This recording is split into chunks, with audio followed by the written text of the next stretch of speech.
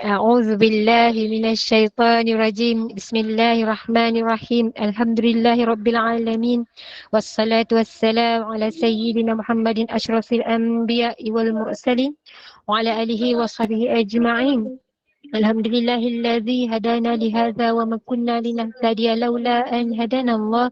رب اشرح لي صدري ويسر لي أمري واحلل عقدة من لساني يفقه قولي.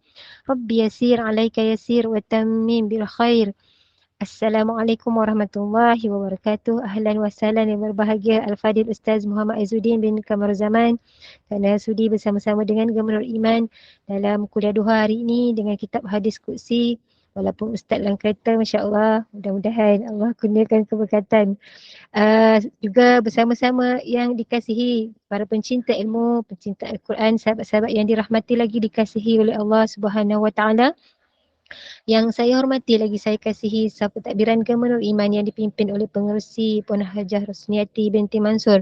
Jadi bagi memohon keberkatan kuliah kita di pagi Jumaat yang barokah ini, marilah sama-sama kita membacakan umur kitab yang akan dipimpin oleh Al-Fadil Ustaz untuk kita hadiahkan kepada baginda Rasulullah sallallahu alaihi wasallam, keluarga baginda, para sahabat, para sadiqin, para syuhada, alim ulama, guru-guru kita, adik keluarga kita, serta tidak lupa untuk umat Islam di Gaza, Palestin, juga muslimin dan muslimat sama ada yang masih hidup ataupun yang telah kembali ke rahmatullah. Rabbana taqabbal minna بسر الفاتحة. بسم الله الرحمن الرحيم. الحمد لله رب العالمين الرحمن الرحيم مالك يوم الدين إياك نعبد وإياك نستعين اهدنا الصراط المستقيم صراط الذين أنعمت عليهم غير المغضوب عليهم ولا الضالين آمين. Amin, amin, amin ya Rabbal Alamin. Tanpa membuang masa lagi, saya dengan penuh takzim menyerahkan kepada Al-Fadil Ustaz. Falyatafaddal mashkura. Baik, terima kasih Kak Mira. Assalamualaikum warahmatullahi wabarakatuh. Alhamdulillahi rabbil alamin. Nahmaduhu wa nasta'inuhu wa nastaghfiruh. Wa na'udzu billahi min syururi anfusina wa min sayyiati a'malina. Man yahdihillahu fala mudilla lahu wa man yudlil fala hadiya lahu. Asyhadu an la ilaha illallah wahdahu la syarika lahu wa asyhadu anna Muhammadan abduhu wa rasuluh. Amma ba'. Alhamdulillah, pertamanya syukur pada Allah Subhanahu wa taala di atas kesempatan yang Allah izinkan kepada kita dapat bertemu pada pagi ini di Sayyidul Ayyam, dan terima kasih juga kepada pihak pentadbiran pengurusan Gubernur Iman yang tak pernah jemu-jemu untuk jemput saya. Dia bukan soal saya mujahadah, tapi soal ibu-ibu lah yang tak serik-serik sahaban minggu akan mesej saya, khususnya Kak Intan lah. Kuliahnya hari hari Jumaat hari ni, dia mesej saya hari Rabu dah mesej dah. Okey, jadi terima kasih banyak-banyak di atas jemputan daripada ibu-ibu yang dirahmati Allah. Semoga semua amal-amal yang kita lakukan ini dicatatkan oleh Allah Subhanahu Wa Taala sebagai amal soleh, dan semoga Allah Subhanahu Wa Taala menerima amal-amal kita insya-Allah. Okey, baik, kita mulakan dengan hadis yang keempat pada muka surat 127, iaitu pada bab kitab larangan. Okey, bismillahirrahmanirrahim, iaitu bab penangguhan pengampunan terhadap hamba yang bertelagah. Ini bercerita berkaitan tentang orang-orang yang bermusuhan, yang berbalah dan yang bertelagah lah. Iaitu hadis daripada riwayat Abu Dawud. Hadis ini dengan sanad yang sahih melalui riwayat Al-Imam Muslim. Dengar ya, hadis ni hadis sahih ni. Kita duk lah buat benda itulah, buat benda ni lah. Kita duk berselisih dalam hal-hal yang tak sepatutnya berselisih. Nanti kita akan bincang. Ada perselisihan yang dibenarkan, bahkan dituntut. Kita duk cerita kalau bulan Ramadan nak tarawih 8 ke, nak tarawih 20 ke. Kita duk bergaduh dalam hal-hal yang kita rasa benda ni tak perlu bertelagah lah. Kononnya masing-masing cuba nak mempertahankan kebenaran. Tapi akhirnya kita tak sedar yang kita telah melakukan kesilapan dan melakukan perkara yang dilarang di dalam agama dan dilarang oleh Allah Subhanahu Wa Taala. Okay, iaitu kita melakukan perselisihan dan perbalahan. Kononnya nak pertahankan dalil ni, nak pertahankan yang ni, akhirnya kita berbalah. Nampak tak? Punyalah licik syaitan ni menipu manusia. Okay? Baik, hadis daripada Abu Hurairah anna Rasulullah sallallahu alaihi wasallam qal, iaitu kata Nabi sallallahu alaihi wasallam, tuftahu abwabul jannah yaumal itsnain wa yaumal khamis. Iaitu kata Nabi SAW, pintu-pintu syurga itu akan dibuka pada hari Isnin dan juga pada hari Khamis. Hari Isnin dan hari Khamis ni, pintu-pintu syurga akan terbuka. Wa fi riwayatillah, dan pada riwayat Al-Imamu Muslim, Imam Muslim kata apa? Tu'radul a'malu fi kulli yaumil khamisin wa wathnain. Iaitu amalan-amalan akan dibentangkan pada setiap hari Khamis dan juga setiap hari Isnin. Jadi ada dua perkara yang kita berpegang. Pada setiap kali hari Isnin dan hari Khamis, pertama iaitu pintu syurga terbuka. Hari Isnin, hari Khamis. Pandangan ni sahih, riwayat ni sahih. Yang kedua, pada hari Isnin dan Khamis juga, amal-amal kita dibentangkan, iaitu amal-amal mingguan. Dulu kita pernah bincang iaitu amal-amal harian kita akan diangkat pada waktu subuh dan juga pada waktu ibu-ibu, waktu subuh dengan waktu ada senyap pula. Asal. Pada waktu asar. Ni kita dah bincang di sini kan dalam bab solat dulu. Okay. Harian kita subuh dengan asar adanya pertukaran shift para malaikat lah. Amal-amal kita diangkat sehari 2 kali. Subuh sekali, asar sekali. Pada mingguan iaitu pada hari Isnin dan juga pada hari Khamis, iaitu amal-amal kita dibentangkan. Dan juga pada hari tersebut, pintu-pintu syurga akan terbuka luas. Sebab itu kalau kita tengok dalam hadis dalam kitab ini, dia bawa satu lagi riwayat berkaitan tentang kenapa Nabi SAW sering kali berpuasa pada hari Isnin dan juga pada hari Khamis. Okey. Kemudian disebutkan fayughfaru likulli 'abdin la yusyriku billahi syai'a illa rajulan kanat bainahu wa baina akhihi syahnah. Iaitu kata Nabi SAW, maka diampunkan setiap hamba yang tidak mensyirikkan Allah dengan sesuatu melainkan seorang lelaki yang mempunyai permusuhan antara saudaranya. Apa tak? Amal-amal kita ni diangkat, pengampunan Allah ni diampunkan kepada dosa-dosa kita setiap Isnin dan Khamis saban minggu. Tetapi untuk orang yang bertelagah dan orang yang berbalah, mereka itu akan ditangguhkan. Okay, ini perkara yang sentiasa kita kena double check ke orang lain lah, pada diri kita ni. Supaya kalau ada orang yang bermusuh dengan saya, tak apalah, saya maafkan. Sebab bukan orang tu rugi, saya pun rugi. Okay, saya pun rugi. Saya tak dapat pengampunan, amalan saya dibentangkan, setiap minggu dibentangkan, ada je catatan, si fulan ni berbalah dengan si fulan ni bertelagah dengan si fulan ni. Ini adalah kerugian lah kepada kita sebagai mukmin. Kemudian fayuqalu, maka dikatakan kepadanya, iaitu kepada para malaikat, iaitu dikatakan pada malaikat, anziru hadaini hatta yastalihah, iaitu tangguhkanlah keampunan kepada dua-dua orang ni sampailah dua-dua orang ni berbaik-baik. Ini Allah perintahkan kepada malaikat, tangguhkan pengampunan kepada mereka ni sampailah mereka itu berbaik-baik. Sebab itu pada bulan Syawal nanti, dia bukan bulan kita berbaik-baik, minta maaf dan sebagainya. Minta maaf ni adalah hari-hari. Kan? Sebab itu kadang-kadang kita tengok bila nak sampai hari raya je, orang sibuk berebut nak balik kampung. Sampai suami isteri pun bertelagah, saya raya pertama mesti nak raya rumah mak saya. Saya raya pertama mesti nak ni. Kemudian mak dia pun campur tangan juga. Kau tak balik raya rumah mak, lebihkan isteri kau memang nak derhaka. Contohlah ni selalu berlaku drama kita kan. Sepatutnya kita kena ingat, meminta maaf ni jangan tunggu pada hari raya. Dan kalau boleh kita lakukan hari-hari. Kalau awak ada rasa bersalah dengan ibu kita, adik-beradik, kenalan-kenalan kita, jangan tunggu hari raya. Terus pergi dan teruslah bermaafan. Sebab ni kerugian ni. Takkan kita nak tunggu bertangguh-tangguh sampai menjadi kerugian kepada kita.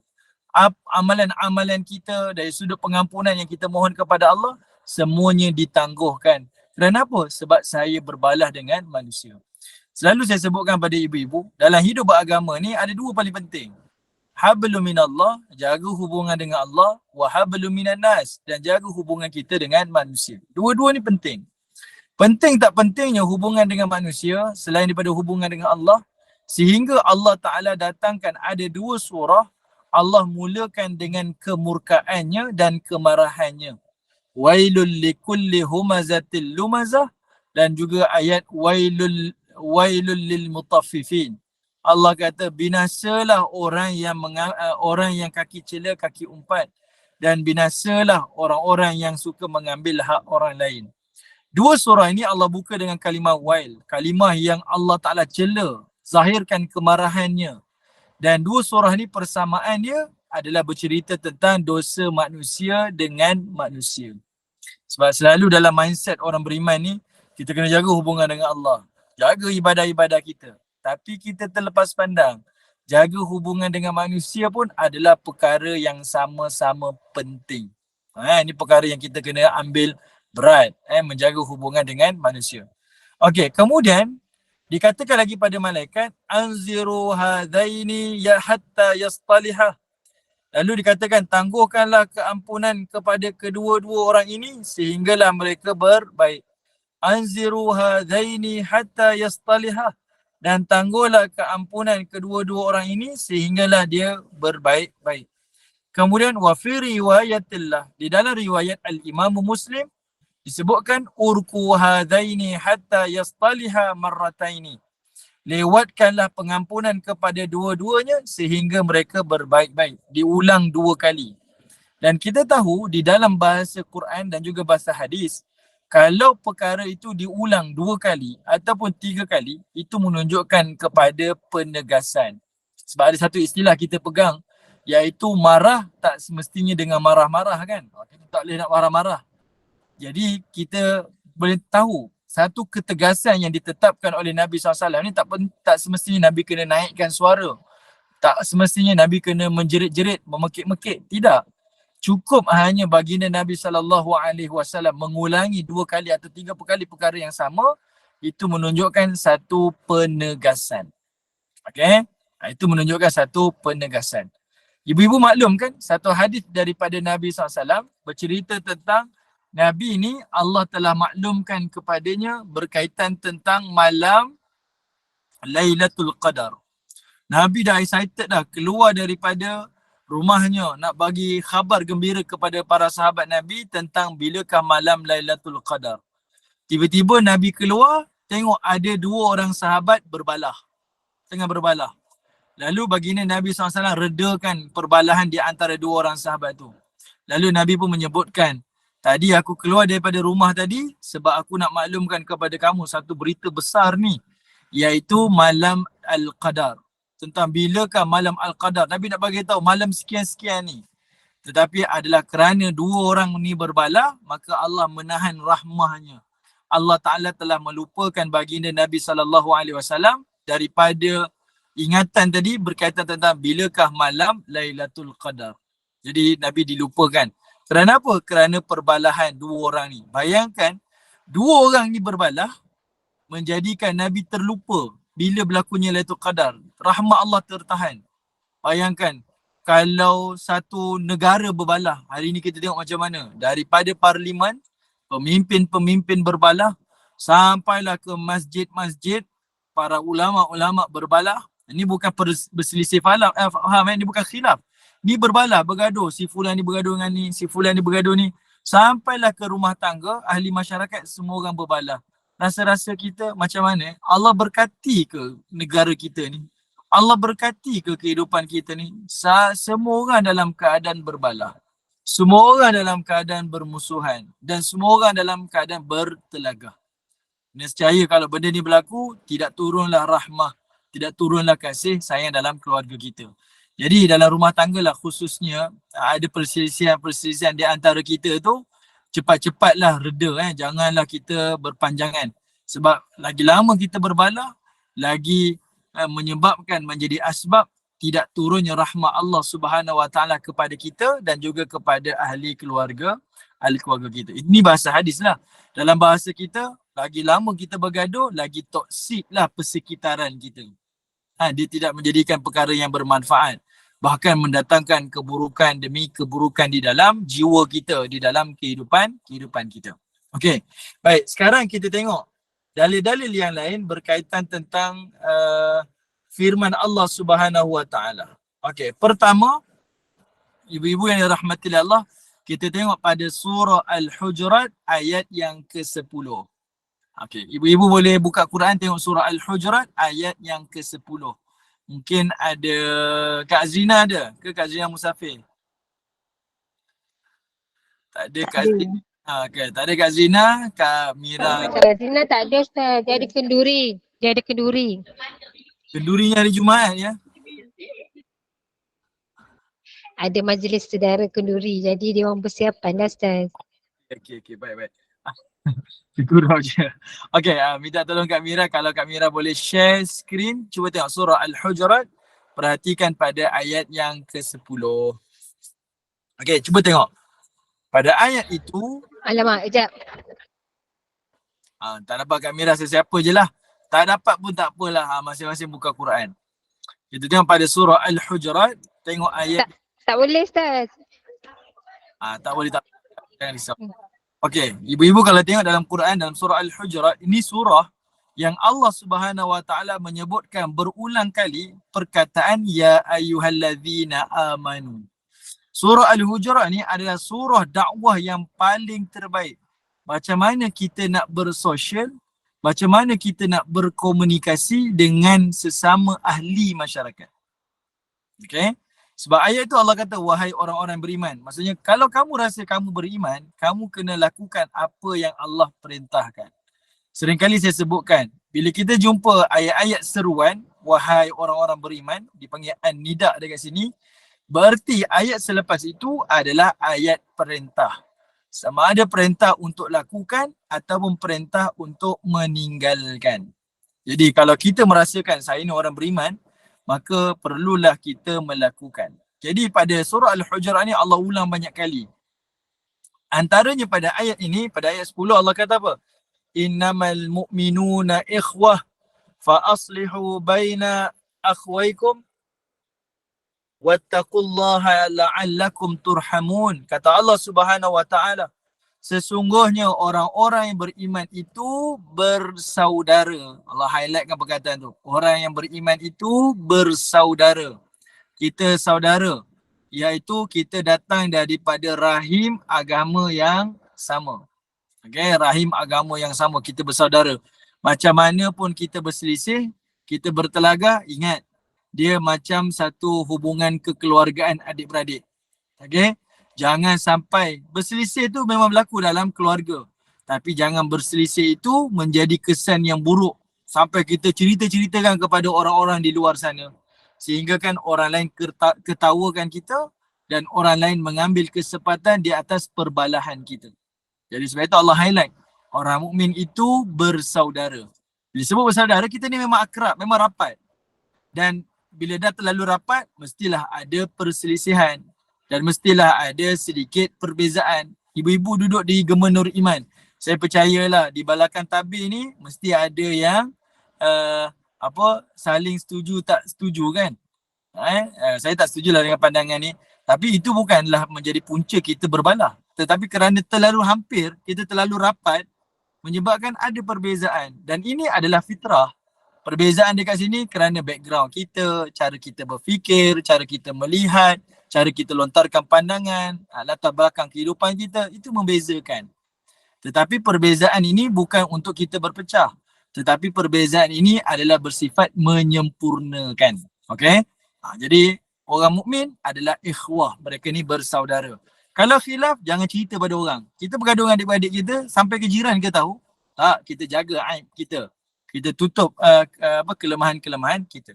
Lalu kata Allah, fa aslihu baina akhwaikum, maka damaikanlah di antara kedua-dua saudara kamu yang bertelingkah.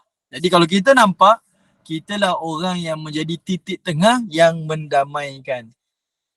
Okey, ni sifat orang mukmin ni. Dia tengok saudaranya bertelaga, bukan dia saling sokong menyokong, kamu saya sokong dia ni, saya tak sokong dia ni. Tidak. Kita ada sifat kasih sayang. Kita akan cuba nak mendamaikan. Kita dalam keluarga, si abang bertelaga dengan si adik. Kita sebagai kakak, kita rasa apa? Kita lah orang yang paling duka cita kan.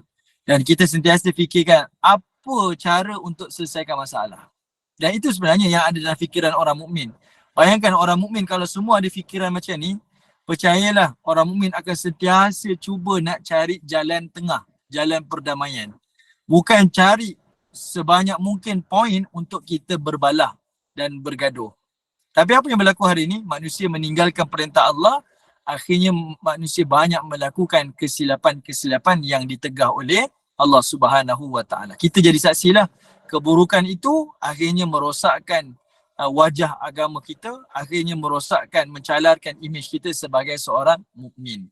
Sedangkan namanya orang yang beriman adalah orang yang hidup dalam keadaan aman. Tapi bila kita duduk beragama ni, berbalah pula, tak aman pula, berkelahi dengan si fulan, bertelaga dengan si fulan. Sebab itu saya selalu sebut pada ibu-ibu, saya paling tak suka orang yang suka melabel. Saya paling tak suka orang yang melabel. Bawa mulut, si fulan ni labelnya ni, si fulan ni labelnya ni. Apa yang kita dapat bila kita buat macam ni? Apa yang kita dapat? Okay, ini adalah satu kerugian sebenarnya. Kalau kita buat satu perbandingan, satu perumpamaan, semua orang keinginan yang sama nak masuk ke dalam syurga Allah. Dan kita patutnya bertindak menyediakan ataupun memberi petunjuk pada orang lain, inilah jalan ke syurga, silakan. Kita ajak dia pergi ke syurga. Bukan kita duduk belakang dia lalu kita tolak, pergilah masuk syurga, pergilah masuk syurga. Sebab secara fitrahnya manusia tak suka kepada paksaan. Okay, jadi kita pelawar orang lain. Kita tunjukkan kalau ini adalah satu kesalahan dan kesilapan, tunjukkanlah apa yang salah dan silapnya. Bukan kita bertelaga, bergaduh dan akhirnya melakukan perkara-perkara yang dilarang oleh agama. Okay, baik. Kemudian Allah Ta'ala kata apa? Bertakwalah kamu kepada Allah Ta'ala. Nampak? Allah Ta'ala mengkaitkan orang yang duk bertelaga, berbalah ini, lalu Allah kaitkan dengan bertakwa. Bila kamu utamakan yang takwa itu, maka secara automatiknya sebenarnya kamu telah mendahulukan takwa kamu kepada Allah Subhanahu wa taala. Okey? Jadi orang yang ada rasa sampai matilah saya tak akan ampunkan dia lah. Sampai matilah saya tak pedulikan dia lah. Sebenarnya dia ada ego dia. Dia mendahulukan syahwat dia, kepentingan dirinya daripada takwa dia kepada Allah Subhanahu wa taala. Namun kalau dia mendahulukan takwanya kepada Allah, dia tahu di antara kepentingan dirinya dengan di antara perintah Allah Ta'ala, saya wajib mendahulukan perintah Allah daripada keinginan saya. Okay?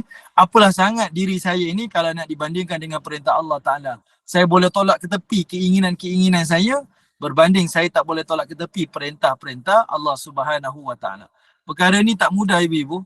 Tetapi perkara ini ingat, ia adalah sebahagian daripada perintah Allah Subhanahu wa taala. Okey, benda ni tak mudah, saya tak nafikan. Dia sangat-sangat sukar. Sebab dia akan memberi berat pada jiwa kita, membebankan hati kita dalam hal-hal yang macam ni. Tetapi dahulukan takwa kita kepada Allah Subhanahu wa taala. Dan dahulukan takwa kita kepada Allah Taala. Bila kita dahulukan takwa itu, maka lapanglah dada kita, hati kita, fikiran kita. Dan itulah yang Allah Subhanahu wa taala nak. Betul kan? Nak pasal hati yang dah terluka ni. Sebab itu kita boleh belajar daripada Nabi SAW tentang Nabi ni sangat duka cita dengan perbuatan Wahsy kan. Wahsy yang telah membunuh pakcik Nabi iaitu Hamzah bin Abdul Muttalib. Memang Nabi duka cita. Sampailah Wahsy ni masuk Islam, baginda Nabi SAW sebutkan, Wahsy, kalau kamu sayang kepadaku, janganlah kamu tunjukkan wajahmu kepadaku. Sebab ini sifat bashar, sifat manusia yang ada pada Nabi SAW. Adakah Nabi tak memaafkan Wahsy? Nabi maafkan. Cuma berat hati Nabi SAW untuk menerimanya. Jadi sebab itu Nabi ni tak nak tengok wajah Wahsy. Sebab tengok wajah Wahsy, automatik terkenang kepada bapa saudara kesayangan baginda Nabi SAW. Tapi Wahsy ni dia membalas, menebus kesilapan dan kesalahan dia dengan pedang yang sama, senjata yang sama dia bunuh Hamzah, dengan senjata yang samalah dia membunuh musuh baginda Nabi SAW, iaitu Musailimah Al-Kazzab. Okay, ini Nabi tunjukkan satu teladan kepada kita. Kita memang ada rasa berat, tapi jangan sampai kita tidak bersifat memaafkan. Okay, kita maafkan si fulan. Abdullah bin Abbas, dia pernah sebut satu ucapan. Manusia ni di hari akhirat, dia memerlukan kepada pakaian. Kalau manusia perlukan pakaian di hari akhirat, maka para sahabat, maka kata Abdullah bin Abbas, orang yang perlukan pakaian di hari akhirat, maka dia perlu berikan pakaian dia kepada manusia di dunia ni. Kalau dia perlukan makanan di hari akhirat, maka dia perlu berikan makanan kepada manusia di dunia ni. Kalau dia ingin mendapatkan minuman di hari akhirat, maka dia perlu berikan minuman kepada manusia di dunia ni. Maksudnya, dia berikan makan, dia berikan minum, dia berikan pakaian pada manusia di dunia ni, di hari akhirat Allah akan berikan gantian kepada dia. Dan kata Abdullah bin Abbas, kalau dia menginginkan pengampunan daripada Allah di hari akhirat, maka di dunia ni dia berikanlah pengampunan demi pengampunan, kemaafan demi kemaafan kepada manusia di dunia ini. Kita dengar athar daripada Abdullah bin Abbas ni, kita akan nampak betapa bernilainya sifat memaafkan. Okay, walaupun benda ni berat, kita akan nampak betapa nilainya. Sebab saya nak mendapatkan keampunan daripada Allah, kemaafan daripada Allah yang lebih bernilai berharga di hari akhirat. Jadi dekat dunia ni, saya kena buat dulu. Okay, jadi kita tak ada rasa, sampai matilah saya tak akan ampun awak. Sampai matilah saya tak akan maafkan awak. Sampai matilah saya bermusuh dengan awak. Tidak. Hati kita jadi lapang. Bahkan kita akan rasa sentiasa teruja. Siapa lagi yang saya nak maafkan? Siapa lagi yang saya nak berikan keampunan? Siapa lagi yang saya nak minta maaf? Sebab dia tahu dengan cara dia buat begitu, maka dia dapat mengundang pengampunan dan kemaafan daripada Allah di hari akhirat. Okay? Baik. Jadi Allah Ta'ala ingatkan kepada kita, kalau nampak orang yang bertelagah daripada kalangan orang mukmin ni, tolonglah tolonglah damaikan mereka. Tolonglah damaikan sebab kita ada sifat kasih sayang. Dan ingat, wattaqullah, takwalah kamu kepada Allah. Okay, diikat benda ni dengan takwa. Sebab tidak ada benda yang boleh menghilangkan rasa permusuhan ini melainkan takwa. Kita dahulukan kehendak Allah daripada keinginan dan juga kehendak kita. Kemudian Nabi SAW memberikan satu ancaman. Jangan kata orang yang bertelagah ni ditangguhkan pengampunan kepadanya saban minggu.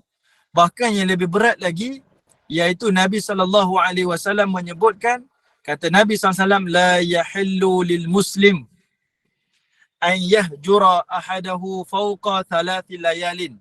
Kata Nabi SAW dalam riwayat Al-Imamu Muslim, hadis sahih, kata Nabi, tidak halal bagi seorang Muslim itu yang tidak bertegur saudaranya melebihi daripada 3 hari. Okay? Kalau kita ni berselisih tanpa ada sebab-sebab yang syar'i, tak ada sebab pun berselisih, melainkanlah dia buat maksiat, kita tak setuju dengan dia, itu berselisih lain. Ni tanpa sebab keuzuran yang syar'i, kita berselisih dengan dia lebih 3 hari. Nabi kata la yahillu, tidak halal bagi kamu. Artinya hukumnya adalah haram. Hukumnya adalah haram. Okay, ni Nabi sebut hukumnya adalah haram berselisih lebih daripada 3 hari. Satu lagi hadis yang Nabi SAW sebut lebih berat lagi, iaitu kata Nabi SAW, man hajara akhahu sanah.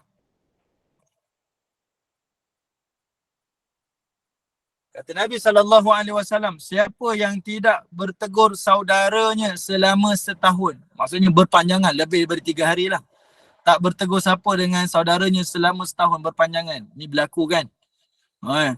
Selalu saya dengar kalau musim-musim nak raya nanti, orang dah start takbir raya, adalah DJ radio ni kata, bagi anak-anak yang berselisih dengan keluarga, pulanglah, mintalah kemaafan. Saya cuba bayangkan, mungkin ada kalangan kita yang seperti itulah. Dan kalau kita duduk dalam keadaan tu, bertemu dengan orang macam tu, maklumkan daripada dia, hadis-hadis Nabi SAW ni. Kita pergilah letakkan diri kita di tempat yang paling bawah lah, iaitu kita sendiri yang pergi minta maaf. Mungkin kita tak memaafkan, kita bukan orang yang memberikan kemaafan, tapi kita sendiri yang minta maaf. Dia tak nak maafkan, tak apalah, saya pergi minta maaf lah. Saya rendahkan hati saya, jiwa saya, sebab ini taqwa. Saya nak mendahulukan kehendak Allah Ta'ala, saya datang dan saya minta maaf. Sebab apa? Nabi kata kalau setahun dia tak meminta maaf, tak bertegur sapa di antara saudaranya, maka dia telah dikira sebagai membunuh. Dia dikira telah menumpahkan darah sebagai membunuh. Hadis ni adalah riwayat Abu Daud dan sanadnya sahih. Hadis ni sanadnya sahih. Kenapa Nabi kata macam tu? Orang yang bertelaga bertahun ni dah dikira sebagai dosa membunuh. Para ulama menyebutkan syarah hadis ni adalah kerana apa? Sebab sepanjang dia bertelagah dan sepanjang dia bergaduh tu, sebenarnya saban waktu itu adalah dosa bertambah dosa. Dosa bertambah dosa. Kita ingat sekali bergaduh tu, oh kita dosa sekali ya? Tidak. Dosa bertambah dosa. Dosa bertambah dosa. Sebab lebih 3 hari bertelagah, hukumnya haram. Jadi kita kerana bertambah-tambah dosa itu, maka dia seolah-olahnya besarnya dosa yang ditanggung itu sama seperti mana dosa orang yang membunuh. Ni sanad yang sahih. Sanad yang sahih ni bercerita tentang hadis ni. Hadis riwayat daripada Abu Daud. Yang lebih mendukacitakan, sudahlah tidak halal bagi dia, hukumnya haram. Sudahlah dia ni dah dikira sebagai dosa yang dihimpunkan tu sama macam dosa orang yang membunuh. Yang lebih memberikan sesal kepada manusia yang berbalah ni, selain daripada pengampunannya ditangguhkan, di dalam hadis riwayat Al-Imam Bukhari, Nabi SAW menyebutkan la yadkhulul jannah qati', kata Nabi, tidak akan masuk ke dalam syurga Allah orang yang telah memutuskan silaturrahim. Jangan kata rugi dekat dunia, akhirat dia akan lagi sesal sebab dia tidak akan masuk ke dalam syurga Allah. Apa lagi objektif dan tujuan kita hidup ni? Apa lagi objektif dan tujuan kita hidup? Mestilah matlamat kita sama je. Kita nak ke syurga Allah. Tapi kalau kita terlupa niat ni, hajat ni, kita tak apalah, saya nak bertelaga-telaga lah, gaduh-gaduh lah, lantak lah. Kita tahu tak, bila kita mengatakan macam tu, sebenarnya kita telah meletakkan diri kita ni terkecuali daripada masuk ke dalam syurga Allah. Kita nak apa sebenarnya dalam hidup ni? Kita nak apa sebenarnya? Sedangkan kita tahu dan kita berniat, saya berjalan di atas muka bumi ni sebab matlamat saya sama. Saya nak masuk ke dalam syurga Allah Ta'ala. Dan Nabi ingatkan kepada kita, Nabi ancam dan melarang kita, jangan sampai putuskan silaturahim. Sebab memutuskan silaturahim, kamu menghalang diri kamu daripada masuk ke dalam syurga Allah. Kalau kamu dah tak nak masuk syurga Allah, apa tujuan lagi kamu hidup? Apa tujuan lagi kamu beramal soleh? Apa tujuan lagi? Apa tak? Betapa besarnya kesan menjaga hubungan sesama manusia ni dalam perhubungan sehari-hari kita. Okay? Kalau ada orang yang tak boleh move on, memang dia bertelaga dengan kita, saya sebutkan tadi, kita sendiri yang datang minta maaf.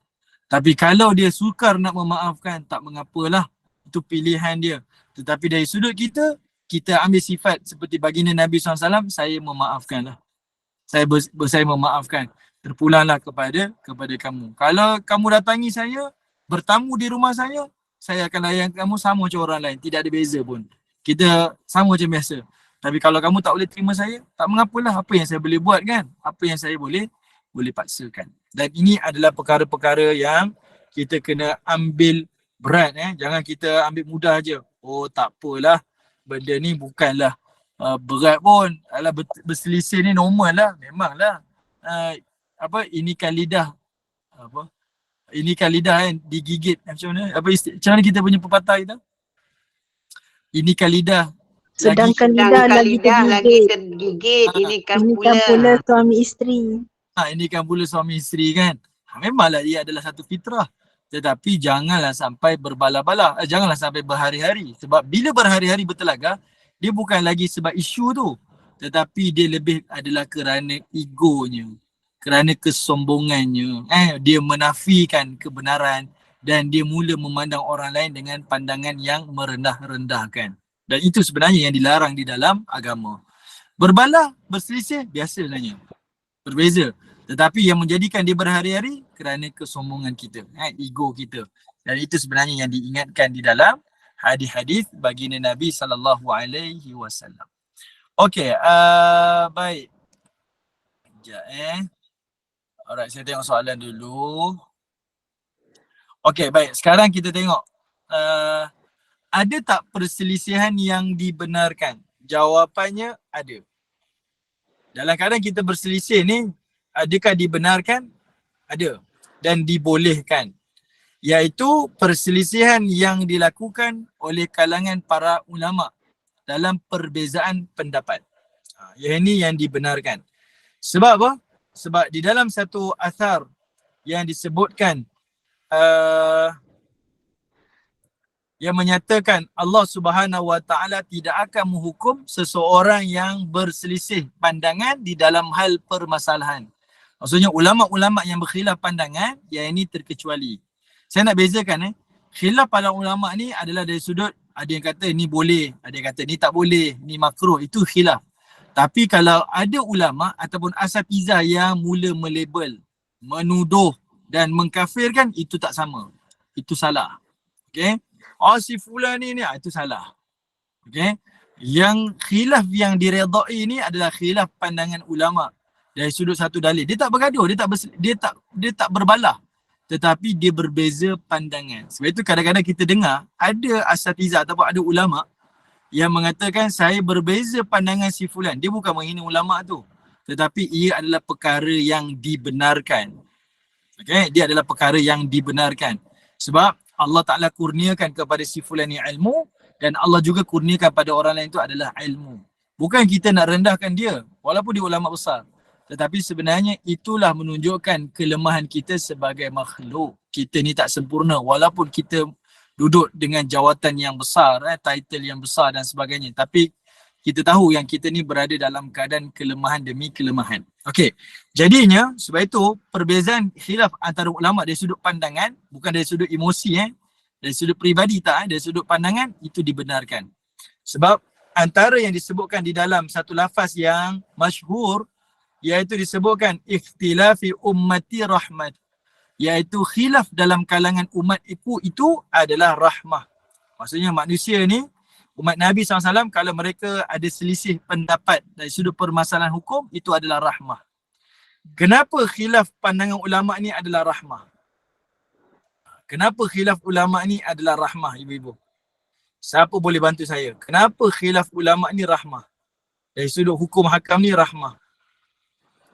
Sebabnya, menurut Umar Abdul Aziz, dia melihat pandangan-pandangan ulama ni berbeza-beza. Para sahabat pun pandangan berbeza-beza. Hadis yang sama, Quran yang sama tapi pandangan kita berbeza-beza.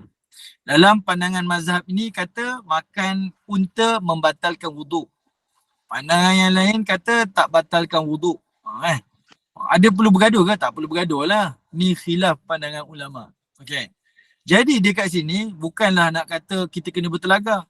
Pandangan ni kata tak ada kunut pada solat subuh. Pandangan ni kata adanya kunut. Kita punya berbalah tu sampai bermusuh. Sampai seolah-olah kawan tu dah keluar daripada agama. Sayang tuan-tuan. Sedangkan Umar Abdul Aziz kata apa? Iaitu dia kata aku tidak gembira jika para sahabat Nabi SAW tidak berselisih pendapat sesama mereka. Ni Umar Abdul Aziz kata, saya ni tak gembira kalau para sahabat Nabi ni tak berselisih. Kalau boleh dia gembira dengan perselisihan tu. Kerana apa? Kerana kata Umar Abdul Aziz, kalau para sahabat Nabi tidak berselisih ataupun ulama-ulama Islam ni tak berselisih pandangan mereka, maka di situ tidak ada lagi rukhsah. Tidak ada lagi rukhsah. Kita perhatikan, bila ada khilaf kalangan para ulama, maka di situ Bila dia pasal tak? Bila dia jumpa pasal tak? Pergi pasal tak? Okay, bila adanya khilaf kalangan ulama, maka di situlah adanya perselisihan. Maka di situ adanya maka di situ adanya rukhsah. Pandangan ni kata macam ni, pandangan ni kata macam ni. Ada dua pandangan. Jadi ada pandangan, sebab ada dua pandangan, maka di situ ada keringanan. Kita boleh ambil satu pandangan. Misal. Kalau tengok dalam pandangan para ulama menyebutkan tentang tawaf wada. Kita ambil contoh tawaf wada. Tawaf wada hukumnya adalah sunat untuk umrah tetapi wajib untuk jemaah haji. Okay? Dia adalah sunat untuk jemaah umrah tapi wajib untuk jemaah haji. Tapi ada ulama khususnya di dalam mazhab al-Imam Syafi'i, dia kata apa? Siapa yang keluar daripada Mekah lebih daripada 2 marhalah, maka dia mesti kena buat tawaf wada. Dia mesti kena buat tawaf wada. Mesti. Okey. Jadi dekat situ ada khilaf. Ada yang kata sunat, ada yang kata wajib buat. Jadi sebabkan ada khilaf dekat situ, maka kita yang beruntung sebab kita dapat rukhsah, ada keringanan. Sebab itu kita tengok mana-mana driver bas yang datang daripada Madinah ke, datang daripada Jeddah masuk Mekah, kita datang kena pakai ihram. Tapi mereka datang memandu tak pakai ihram pun. Elok je datang. Kemudian jemaah lain pulang, dia bawa balik lagi. Dia masuk keluar kota Mekah tanpa dia pakai ihram. Tanpa dia perlu berniat umrah. Tanpa dia perlu kena buat tawaf wada'. Sebab apa? Kat situ adanya khilaf kalangan ulama. Jadi adanya rukhsah kepada kita semua. Nampak tak? Cuba bayangkan kalau semua ulama sepakat.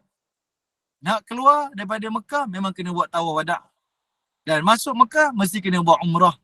Bayangkan macam manalah keadaan jemaah driver-driver bas ni dekat Mekah. Asal sampai je dia pun sama-sama buat umrah. Asal nak keluar je kejap lagi, nak keluar dah ni. Sama-sama kena buat tawaf wada'. Macam mana nak jadi kerjanya? Jadi sebab itu bila ada khilaf di sini, maka khilaf ini yang diredai dan inilah namanya rahmah. Sebab dia memberikan kita ada keringanan, ada kelonggaran. Okey? Ini bukan perbezaan perbalahan dari sudut peribadi ataupun emosi. Itu yang dilarang. Tapi dari sudut pandangan kita, maka itu lebih rahmah. Nampak Ini keutamaan dia, kelebihan dia. Dan para ulama bila mereka berkhilaf tu mungkin dari sudut perbezaan mereka memahami bahasa Arab. Kan? Dari sudut cara mereka melihat konteks hadis, konteks dalil dan sebagainya. Semisalnya kita ambil satu misal lah. Pandangan 3 mazhab menyebutkan berkaitan tentang hukum bersentuhan suami isteri. 3 mazhab menyebutkan tidak membatalkan. Dan 3 mazhab berbeza-beza. Sentuhan dengan syahwat, sentuhan dekat situ bererti dukhul iaitu perhubungan intim, barulah membatalkan. Tapi persentuhan biasa ni tak membatalkan. Itu 3 mazhab yang lain. Tapi dalam mazhab Syafi'i, bersentuhan suami isteri sama ada dengan syahwat ataupun tidak, dia tetap membatalkan. Jadi kita janganlah menyalahkan. Wah, awak ni buat macam ni, awak tahu tak ni, kita duduk bergaduh-gaduh dah. Sedangkan kita tahu fiqh ni bersifat dia praktikal. Fiqh ni bersifat praktikal. Dia ada kelonggaran-kelonggaran yang dibenarkan. Dia tak sama macam akidah. Akidah ni benda yang tetap dan kita tak boleh ringan-ringankan. Tapi hari ni umat kita dah berbeza. Di dalam bab fiqh kita terlalu rigid. Mesti kena macam ni, tak boleh macam ni. Tapi dalam bab akidah kita bermudah-mudah pula. Dalam bab akidah sepatutnya kita tak boleh sambut perayaan roh orang Jepun yang disebut sebagai Bon Ondori kan. Tak boleh sambut. Tapi kita sambut. Kita buat dan kita benarkan pula. Ada sambutan. Mana ada orang Jepun kat Malaysia ni entah buat sambutan. Sedangkan dari sudut akidah tak boleh.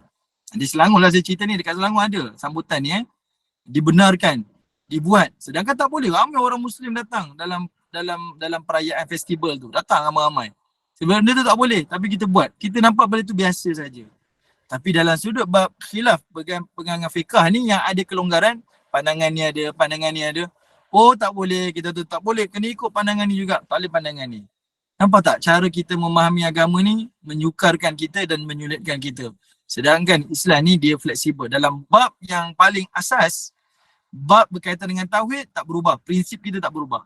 Tapi dari sudut pelaksanaan dia ada khilaf-khilaf ulama yang memberikan kita keringanan, kemudahan. Ni bukan bermudah-mudah. Sebab ini adalah pandangan-pandangan para ulama. Saya nak sampaikan iaitu ada perbezaan perbalahan yang dibenarkan, yang diredai, ada juga perbezaan pandangan ataupun perselisihan yang dimurkai lah. Mudahnya kita punya kesimpulan, perbalahan atau perbezaan yang diredai ini adalah dari sudut pandangan, pendapat. Khususnya dalam permasalahan para ulama lah, perbezaan pandangan-pandangan tu. Bukan memperkecilkan, meremehkan, tidak. Tetapi pandangan tu sebenarnya khilaf yang memberikan rukhsah, keringanan kepada kita dalam pelaksanaan hukum. Tapi yang menjadi larangan kepada kita berbeza pandangan ini adalah apabila dia berkait dengan emosi kita ataupun dari sudut peribadi kita. Yang itu yang perlu kita jauhi. Sebab kita ulangi sekali, dia menangguhkan taubat kita, pengampunan kepada kita. Dia menjadikan asbab iaitu haram hukumnya bagi orang yang berkhilaf, berselisih lebih 3 hari. Dan dia juga menjadi asbab kepada kita iaitu tidak dapat masuk ke dalam syurga Allah Subhanahu Wa Taala. Dan juga dia dikira sebagai hukum membunuh kalau perbalahan itu makan masa yang terlalu panjang. Sebab setiap detik dalam keadaan waktu kita melalui peristiwa kehidupan tu, maka setiap detik itu dia bertambah dosa dan dosa itu menjadi besar dan berat. Okey, ini ingatanlah kepada kita semua. Okey, baik. Ibu-ibu yang dirahmati Allah Subhanahu Wa Taala. Sebelum tu ada soalan ke? Ada soalan? Ustaz. Ada soalan Ustaz. Sila. Ustaz, kalau macam adik-beradik yang macam apa bila berbala kan dia orang dia tak bercakap kan, tapi still kalau berkumpul ada sama. Kalau dengan anak-anak saudara tak berkira, tapi dia mungkin malu kot nak bercakap. Kalau macam tu dikira tak bertegur juga Ustaz. Tegur tu mesti kena menyapa juga ke Ustaz macam mana? Okey. Dalam soal ni kita sebenarnya boleh tahulah sebenarnya kita sebenarnya dah memaafkan dah. Kita sebenarnya dah menerima dah. Dan kita sebenarnya dah akui dah antara kita siapa yang salah, siapa yang betul. Sebab itu kita boleh bertemu, kita boleh raikan anak-anak saudara kita kan. Walaupun anak kepada abang kita yang kita bertelagah ni kita raikan. Cuma dekat situ adanya mungkin ego kita. Adanya kita tak nak mengalah dekat situ kan. Kita ada mungkin rasa malu dekat situ. Maka dekat situ kita tahu sebenarnya dari satu sudut saya mengakui salah lah. Saya surrender lah. Cuma untuk saya berbaik-baik, bercakap mesra macam dia tu mungkin agak sukar. Jadi dalam keadaan macam ni sangat penting peranan adik-beradik yang lain. Okay, sangat penting peranan adik-beradik yang lain. Saya tak berani nak kata dia dah bertemu tapi tak bertegur siapa, adakah itu dah masih lagi dikira. Saya agak suka nak katakan macam tu sebab dia berkait dengan hukum kan. Sebab kalau saya kata macam tu, maksudnya selagi mana dia tak bercakap, hukumnya adalah haram kan. Jadi saya tak berani nak katakan hukum dekat situ. Melainkan saya boleh kata dari sudut perasaan dia sebenarnya dia dah mengakui kesalahan dia. Sebab itu dia redha untuk bertemu. Dia nak hubungkan silaturahim, cuma tak bercakap je. Jadi kita sangat berhajat kepada adik-beradik yang lain, orang sekeliling yang lain supaya mendamaikan. Sangat penting untuk mainkan peranan. Yang ini disebut dalam surah Al-Hujurat tadi itulah. Iaitu orang mukmin ni dia ada perasaan ikhwah, bersaudara. Dan dia ada rasa kasih sayang. Dia tengok ada orang berbalah ni, dialah yang jadi titik tengah yang mendamaikan. Bukan dia berpihak kepada yang ini, dia bukan berpihak kepada ni. Tapi dia ambil jalan tengah untuk mendamaikan. Sebab kasih dia kepada seseorang ni dengan seseorang ni sama saja. Lebih baik mereka bersama. Okay? Saya harap menjawablah soalan daripada Kak Mira. Baik. Kemudian Ustaz, bila Ustaz kata tadi, bila Rasulullah nak menyampaikan sesuatu berita yang gembira, tiba-tiba berbalah tu, tertangguhnya satu berita kebaikan tu, maknanya, ya Allah, kalau 3 hari ni kita tak peduli untuk bercakap ni, memang contoh macam doa pun tak terima, apa lagi Ustaz banyaklah. Saya rasa macam ruginya lah. Allah tu tertahan untuk kita kerana kita mengambil jalan untuk berbalah, berselisih, bergaduh yang berpanjangan. Sebenarnya kerugian tu bukan untuk dia, kerugian tu untuk kita sebenarnya. Jadi kalau orang mukmin fahami hadis-hadis ni, larangan-larangan ni, maka orang mukmin sekali-kali dia takkan fikir, saya nak pentingkan keinginan saya lah, syahwat saya rasa ego saya. Tapi sebenarnya dia adalah orang yang terlalu rugi. Cuba kita bayangkan orang berniaga, bila dia tahu yang mana dia buat benda ni dia dapat keuntungan, dia dapat dia punya hasil dia abaikan rasa malu dia. Ketepilah rasa malu sebab saya tahu saya lebih berhajat kepada keuntungan daripada saya rugi. Baik saya untung kan, walaupun malu tak malu tolak ke tepi lah. Betul tak? Selalu disebut macam tu. Selagi mana kamu malu, selagi itulah kamu tak berjaya. Akhirnya manusia pun tinggalkan sifat malu dia pun buatlah sesuatu yang dia rasa menguntungkan. Sampai hari ni perasaan tu menjadi lebih negatif. Orang dah ketepikan rasa malu dah. Orang lebih nak dapatkan keuntungan dunia dia buatlah macam-macam. Menari lah, itulah. Sebab apa? Sebab dah hilang rasa malu, sebab nak dapatkan keuntungan. Kalau orang mukmin faham yang mana perselisihan, perbalahan yang membawa kepada pertengkaran ni adalah satu kerugian, bukan rugi orang lain tapi rugi pada dia, percayalah dia tolak ke tepi emosi dia. Dia tolak ke tepi rasa malu dia nak meminta maaf. Sebab dia tak nak rugi tu. Yang boleh dia nak adalah keuntungan. Ibu-ibu dapat tak saya punya point ni? Dapat tak maksud saya ni? Kalau orang berniaga dia nak dapat untung tu, dia tolak ke tepi rasa malu dia. Macam itulah kita dalam kehidupan. Kita tolak ke tepi kita punya ego kita. Tak apalah saya minta maaf. Yang penting saya tak nak rugi sebab saya nak untung. Ibu-ibu dapat? Boleh? Dapat Ustaz, sangat. Masya Allah. Jadi macam misal kata Ustaz, kalau misal kata kita berkecil hati je lah, misal kata Ustaz, macam adik-beradik mengambil hak kita, misal kata kita berkecil hati dengan dia, maknanya kita bukan apa, dalam masa bersama kita tak adalah, kita tak pergi menziarah dia ke apa semua, misal kata berkecil hati lah, sebab dia macam dia mengambil meanukan hak kita lah, dia mengambil hak kita kan. Itu macam mana tu Ustaz? Kita tak berkecil hati je lah, kita tak adalah bermusuh apa semua. Macam mana tu Ustaz? Itu kira musuh juga tak Ustaz? Baik. Kalau berkecil hati tu, dia samalah macam yang saya ceritakan tentang baginda Nabi SAW. Itu sifat manusia. Memang itulah sifat manusiawi kita kan. Kita mestilah ada khilaf. Lagi rapat kita dengan seseorang, pasti akan ada khilaf kita dengan seseorang. Betul tak? Lagi rapat kita dengan satu kumpulan, mesti kita akan ada perbezaan dengan seseorang tu. Itu biasa, lumrah. Mana ada orang jauh daripada kita berkhilaf dengan dia? Tidak ada. Tapi lagi kita rapat, kita akan khilaf dengan dia. Lagi kita rapat, lagilah ada perbezaan kita dengan dia, lebih ketara lagi. Tetapi bila kita ada rasa kecil hati, itu lumrah. Itu satu sifat yang kita ada sifat kemanusiaan lah. Namun ada beza di antara orang kecil hati memaafkan dan orang kecil hati yang tidak memaafkan. Okay? Kalau kita ada rasa kecil hati dan kita memaafkan, tak apalah. Cukuplah kita ambil satu ingatan daripada Allah Subhanahu Wa Taala, iaitu Allah itu Tuhan yang seadil-adilnya. Walaupun hak kita diambil di dunia ni, ada benda yang kita rasa kenapalah awak buat macam ni kan. Awak tahu tak itu hak saya?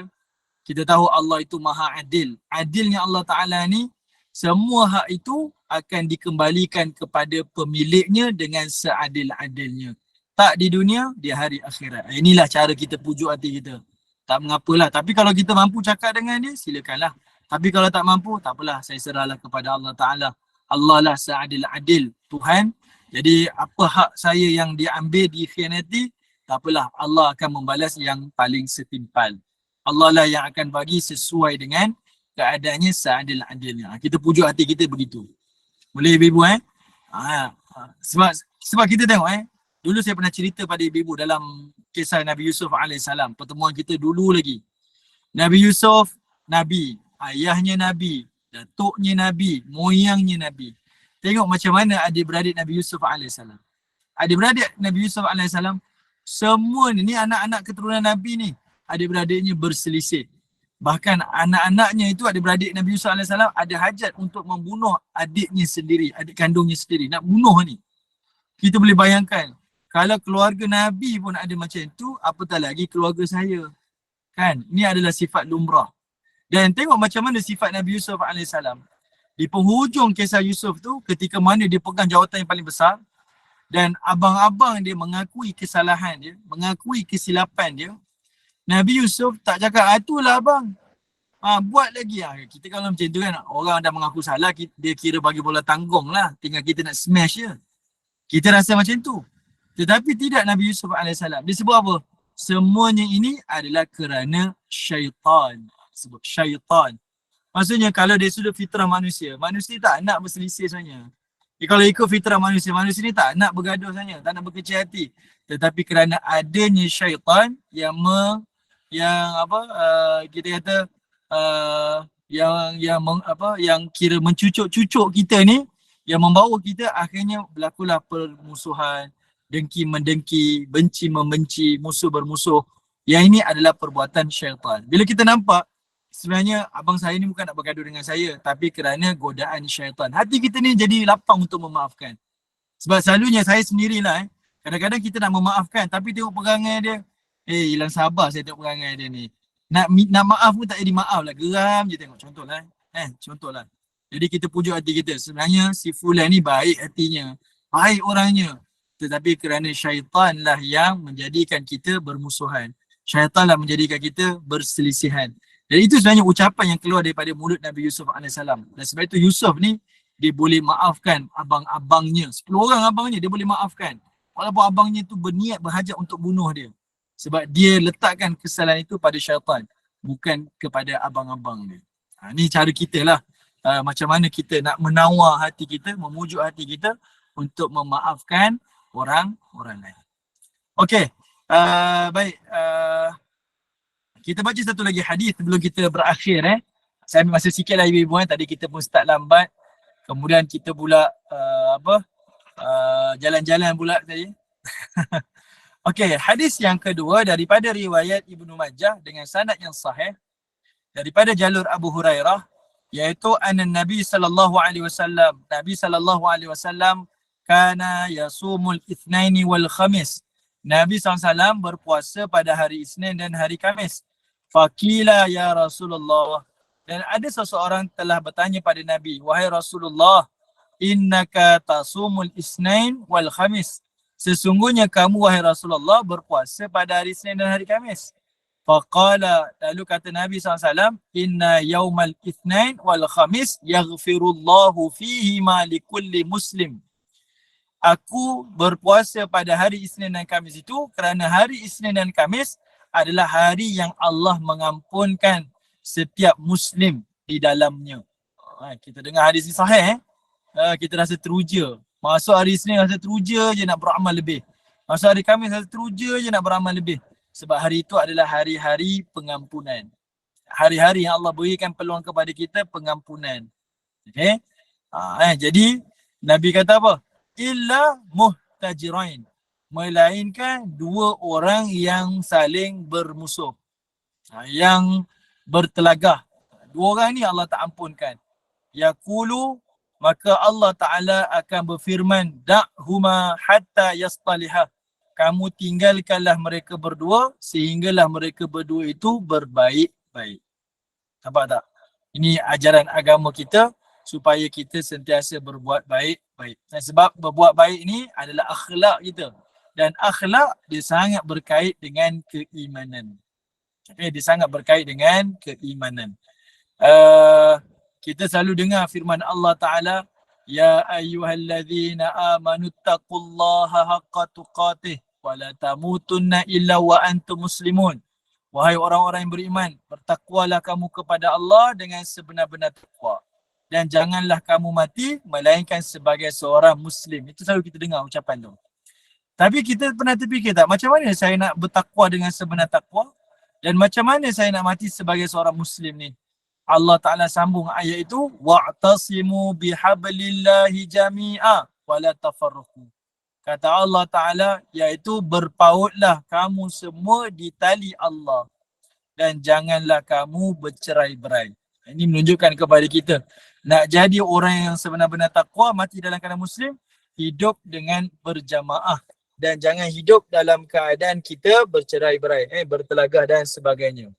Dan di dalam satu hadis riwayat Al-Imam Nasa'i sebagai penutup kita pada hari ini, iaitu Nabi SAW telah menyebutkan, fa inna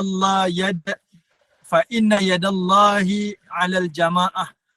Sesungguhnya tangan Allah itu di dalam jamaah, di dalam satu kumpulan yang orang bersatu hati, orang yang hidup dalam keadaan harmoni, orang yang hidup bersatu padu. Lalu kata Nabi SAW, fa inna syaitan ma'a man faraqa jama'ah yarqud.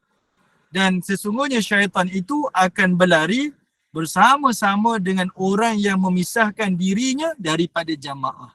Pisahkan diri daripada jamaah ni maksudnya, ni kelompok orang Islam, tiba-tiba ada orang yang lari daripada tu. Dia bermusuh dengan orang Islam. Dia keluar daripada kesatuan orang Islam.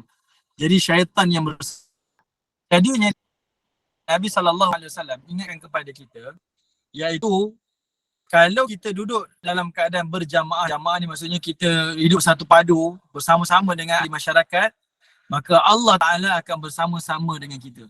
Tapi kalau kita keluar daripada kesatuan tu, maksudnya bercerai-berai, kita lari daripada kesatuan tu, kita pisahkan diri kita, maka kita akan bersama dengan syaitan. Sebab tu Nabi kata syaitan akan berlari bersama dengan orang yang terpisah daripada jamaah. Okay? Siapa yang bertelagah, dia bersama dengan syaitan. Siapa yang hidup memaafkan, saling bersatu padu, maka dia bersama dengan Allah Subhanahu Wa Taala. Sebab itu dalam hadis Nabi ingatkan antara sifat ahli syurga, antaranya orang yang bersifat memaafkan. Dan antara yang lain adalah orang yang bersifat sahal, orang yang memudahkan. Memaafkan, memudahkan, ini sifat ahli syurga. Jadi kita ambillah inspirasi daripada tu, sentiasalah ada sifat memaafkan. Saya tak nafikan, saya ulangi lagi sekali, sukar sebenarnya, benda ni sangat sukar. Tapi itulah nilai satu syurga Allah. Yang memberatkan itulah ganjarannya sangat besar di sisi Allah Subhanahu Wa Taala. Orang yang berniaga nak untung, kamu kena ketepikan rasa malu kamu. Kamu boleh ketepi rasa malu kamu, berjayalah kamu. Dan selalu kata macam tu kan. Macam itulah kita. Kamu nak syurga kamu, ketepikanlah ego kamu. Mintalah maaf. Maafkanlah. Ketepikanlah rasa bangga diri kamu tu. Allah Ta'ala berikan banyak keutamaan dan kelebihan. Okay? Saya berhenti di sini. Wallahu Ta'ala a'lam. Saya serahkan kepada Kak Mira. Silakan Kak. Ustaz, nak buka soalan ke ataupun Ustaz stop kat sini je? Lain berganggu mesti. Bukan soalan. Tapi itulah. Kalau suara saya sangkut-sangkut tu, minta maaf lah banyak-banyak ya. Ya Allah. Qadar Allah Ustaz, qadar Allah wa masya'a fa'al. Masya Allah. Baik, silakan lah. Silakan. Ada soalan tak jemaah? Satu dua mungkin. Saya ada soalan. Mira. Silakan. Okey. Kalau kita tahu dua sahabat kita ini tidak berbaik atau tidak bertegur siapalah. Tapi bagaimana tu? Apa kita nak membaikkan mereka pun tak boleh.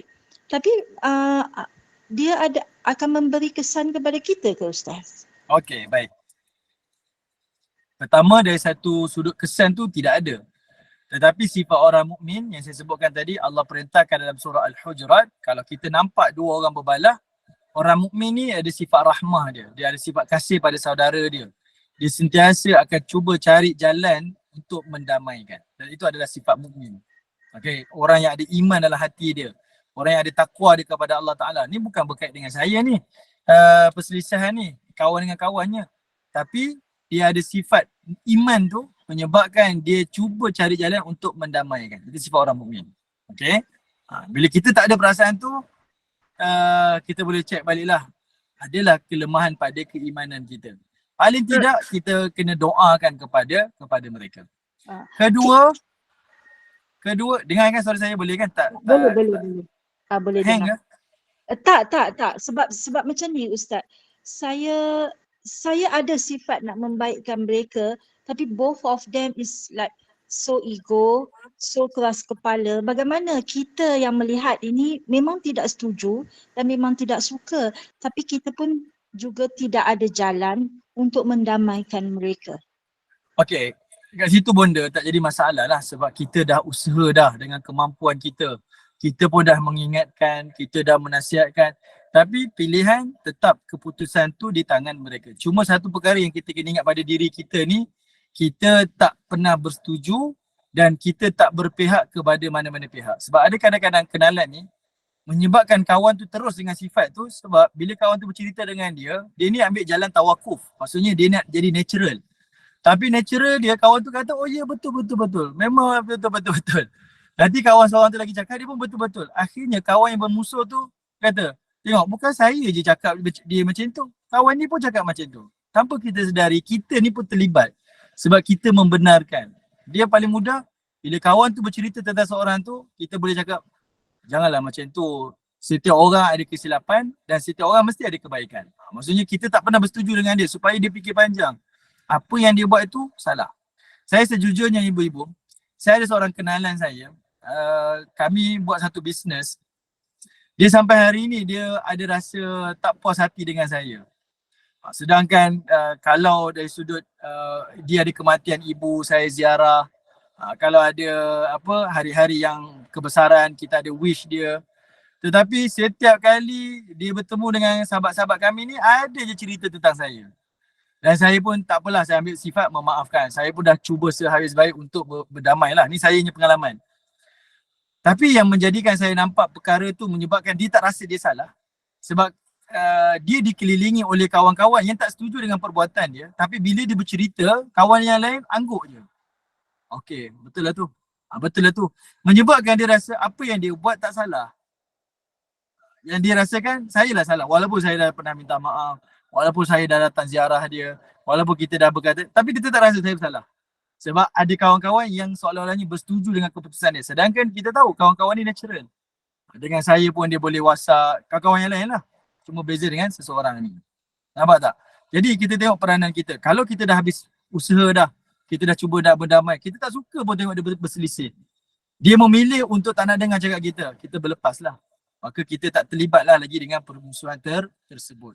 Cuma yang saya ingatkan tadi, jangan kita pula menjadikan dia tu tak nampak yang dia salah. Sebab kita konon-kononnya natural, tapi sebenarnya kita berpihak kepada satu belah pihak. Dengan si fulan tu pun kita sokong, dengan si fulan tu kita sokong. Sokong bukan untuk berdamai, sokong untuk dia terus berbalah. Okey? Baik, wallahualam. Harap menjawablah soalan Bunda Latifah. Terima kasih Ustaz. Ada soalan lagi? Satu mungkin? Sebelum Ustaz bergerak. InsyaAllah Ustaz. Maknanya dua orang berbalah ni bukan ujian untuk mereka je. Ujian untuk kita ni yang menghadap. Betul. Kerugian ni kepada semua. Sebab hadis Nabi tadi bercerita Lailatul Qadar. Yang balah ni dua orang lelaki saja. Bukan satu kampung Bukan satu Madinah. Yang berbalah ni dua orang. Tapi siapa yang rugi? Satu kawasan tu kerugian. Dan kita satu umat Islam kerugian. Sebab kita tak tahu bila berlakunya malam Lailatul Qadar. Kita semua yang rugi. Sebab rahmat itu tertahan. Okey? Rugi kita ni rugi. Bayangkan berbalah yang berbaik tu pun Allah Ta'ala tahan macam tu. Apatah lagi kalau perbalahan yang berpanjangan. Kerugian tu bersamalah dan kerugian tu pada kita semua. Sebab itu ini bahasa hadis tapi dalam bahasa kita, cuba tengok orang yang hidupnya bermusuhan. Sebenarnya dia sakitkan siapa sebenarnya? Dia sakitkan diri dia sendiri. Dia menumbuhkan sifat negatif tu dalam diri dia. Sentiasa melihat kesilapan-kesilapan orang yang dia benci. Orang yang dia tak sukai. Kerugian sebenarnya pada dia. Dia mencederakan pada dirinya sendiri. Okey? Baik. Allahu Akbar, Masya Allah. Sangat baguslah hadis yang Ustaz bacakan ini, Masya Allah. Mudah-mudahan kita dapatlah manfaat. Kesimpulannya, ruginya kita menjadi hamba Allah yang hanya orang kata fikir hati sendiri tanpa peduli sebenarnya yang patut kita fikir apa Allah kata. Kerana ego kita menjerumuskan diri kita ke lembah kehinaan yang membawa kita kepada pemusuhan terhadap sesama manusia. Sedangkan musuh yang nyata bagi kita adalah syaitan. Masya-Allah. Mudah-mudahan kita mendapat manfaat lah hari ini sangat. Memberi kesan dalam kehidupan kita. Jadi mudah-mudahan kita ambil ibrah, mudah-mudahan barokah, mudah-mudahan Allah kurniakan rahmat kepada kita. Terima kasih kepada tim Gema Nur Iman, sahabat-sahabat pencinta ilmu yang telah mengimarahkan kuliah kita pada pagi ini. Ustaz saya buat hebahan. Silakan. Untuk seterusnya kuliah kita pada petang ini bersama dengan Al-Fadil Ustaz Muhammad Zukri bin Abdul Jalil pada pukul 5.15 petang dengan kitab Qalbun Salim. Kuliah maghrib bersama dengan Al-Fadil yang amat arif Datuk Haji Abbas bin Nordin dengan Syarah Matan Al-Barahin jilid yang kedua, dan kuliah isyak bersama dengan Al-Fadil Meja Haji Muhammad Naim bin Haji Ahmad Al-Hafiz dengan kitab Fikir Bazah 9.15 malam. Jadi teruskanlah bersama-sama dengan Gema Nur Iman dengan kuliah-kuliah yang telah disediakan. Semoga memberi manfaat kepada kita di dunia dan juga di akhirat. Dengan ini saya mewakili Gema Nur Iman memohon maaf kiranya di sepanjang kuliah ini terdapat sebarang kekurangan, kesilapan, kekhilafan. Yang baik itu datang daripada Allah, yang tidak baik dan kelemahan itu daripada kami sendiri. Kita tangguh kuliah kita. Mohon sekali lagi Al-Fadhil Ustaz untuk membacakan tasbih kafarah dan suratul As. Saya sudahi dengan wabillahi taufiq wal hidayah. Wassalamualaikum warahmatullahi wabarakatuh. Bismillahirrahmanirrahim. Subhanallah wa bihamdi, subhanakallah wa bihamdika asyhadu an la ilaha illa anta wa astaghfiruka wa atubu ilaik. Subhana rabbika rabbil izzati amma yasifun wa salamun alal mursalin. Walhamdulillahi rabbil alamin. Wal 'asr innal insana lafi khusr illa alladhina amanu wa 'amilus salihat wa tawassaw bil haqq wa tawassaw bis sabr walhamdulillahi rabbil alamin. Terima kasih semua.